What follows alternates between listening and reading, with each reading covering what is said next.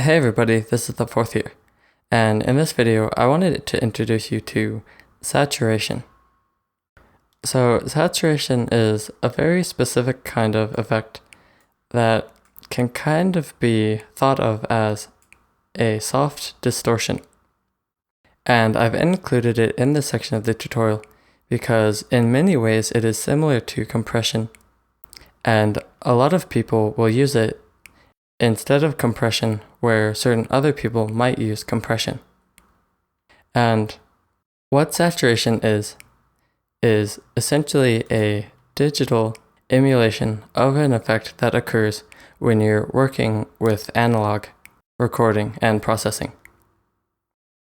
So if you record too hot or mix too hot using digital audio,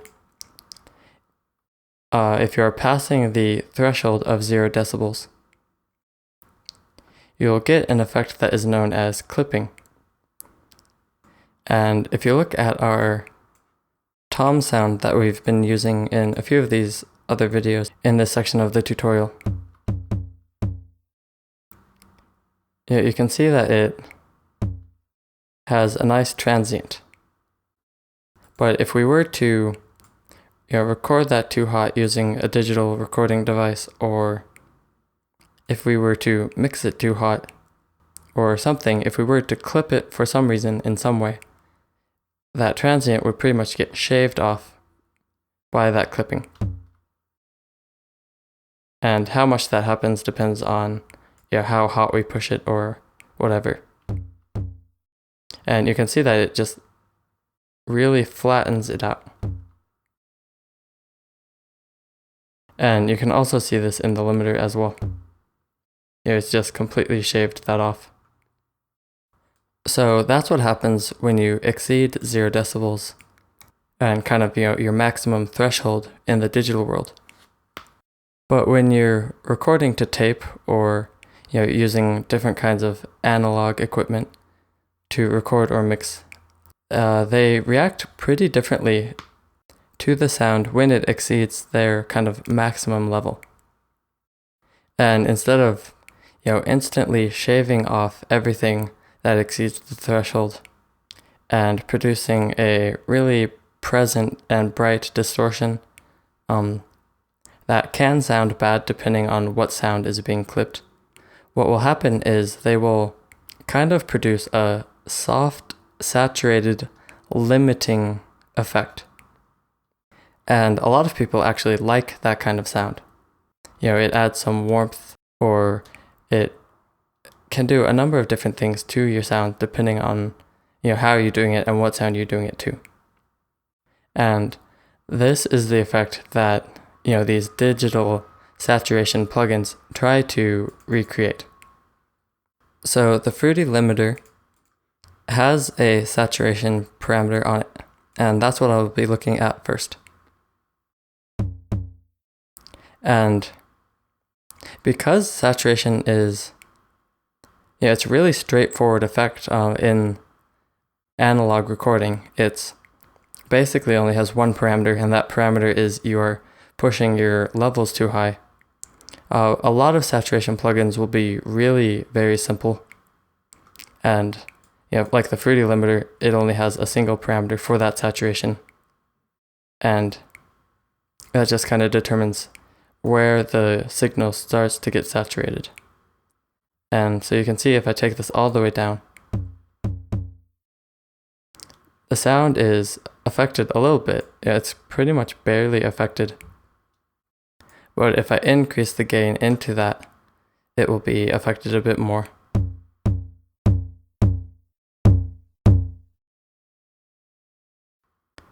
And so you can see in the limiter, what's really happening is the dynamic range of that sound is being affected by that saturation.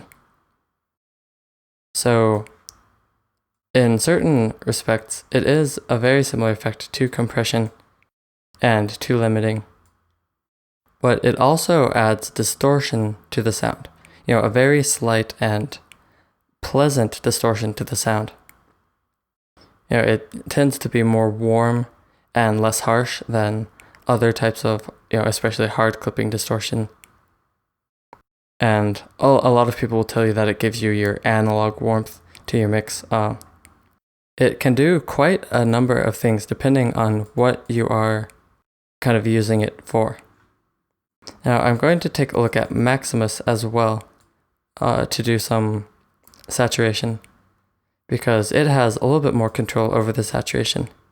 You have two different saturation types, and you can actually set the threshold and the ceiling of the saturation, which is really nice, because you saw with the limiter I had to increase the gain and increase the ceiling to get a fair amount of saturation out of it.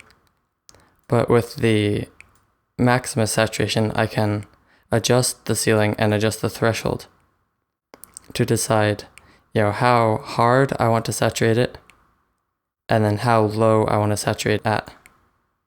So here is the tom sound again. And you can hear if I take this down, it doesn't have a whole lot of effect. But if I keep the threshold fairly low and take the ceiling down, you'll hear it sounds a lot more distorted.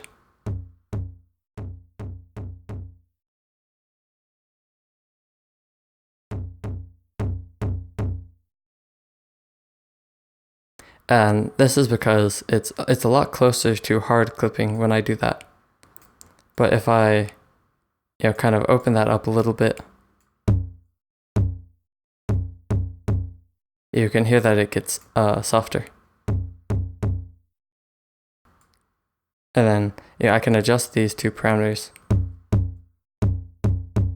according to my taste and really get the sound that I want.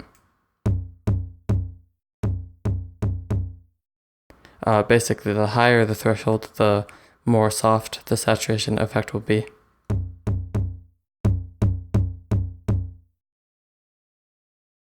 And then the lower the ceiling, the more of that sound will actually be saturated.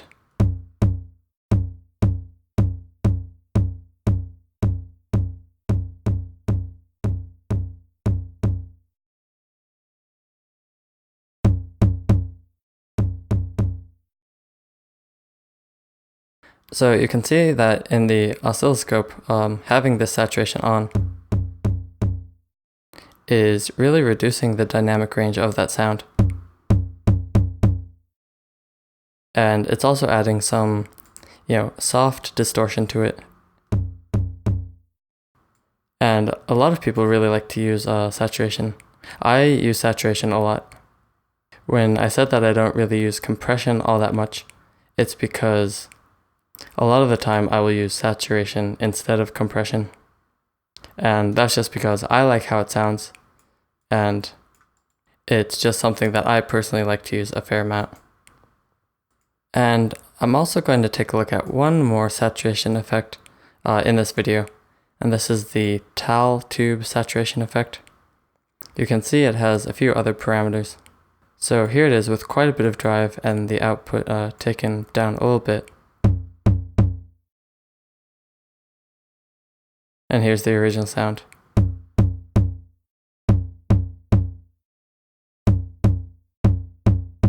You can hear that this actually kind of softens up the transient of that sound.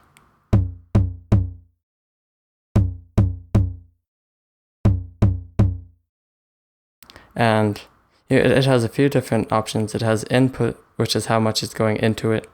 The drive is kind of how much saturation you're applying.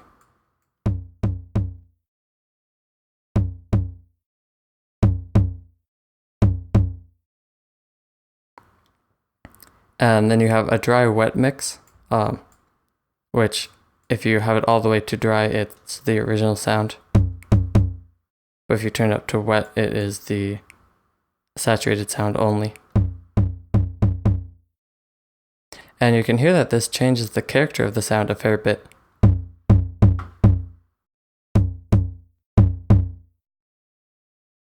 And down here you have an amp and a hard option. You'll hear quite a difference if I turn hard on.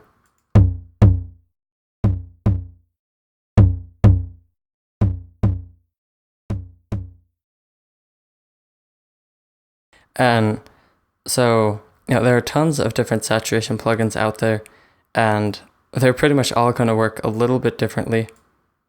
So the best thing to do is to read your manual or watch a tutorial on the specific saturation plugin you want to use. Maybe even research some of different people's favorite saturation plugins, because saturation is a plugin that has a very large variety in terms of the character and the quality and the parameters and all of that kind of stuff. So it's definitely something to look into. And in this video, I just kind of wanted to introduce you to saturation and give you a basic idea of how it sounds. But which saturation plugin you use, which saturation plugin you like the character of, and how you use it is going to be up to you. And I definitely encourage you to, do some research and kind of really listen to different saturation effects and decide what you really like. So hopefully that video was helpful. Hopefully you have a little bit better of an idea of how saturation works. Just like compression, there are a ton of different techniques that you can use with saturation, and it very much depends on the sound you want, the sound you're going for. I personally use it in place of compression a lot. I might saturate my drum bus a little bit. I'll saturate my kicks, some various different sounds I'll saturate instead of compressing. I know that a lot of different people will use saturation to add some warmth or some fullness to certain sounds, or even to soften up certain sounds. So, it's definitely something that's worth researching, but as always, just try to figure out why people are doing certain things with it and make sure that it applies to your mixing process and make sure that you like it, because, everybody's ears are going to be different. Every mix is going to be different. And it's great to know about the techniques as long as you don't think of any of them as a rule that you do every time.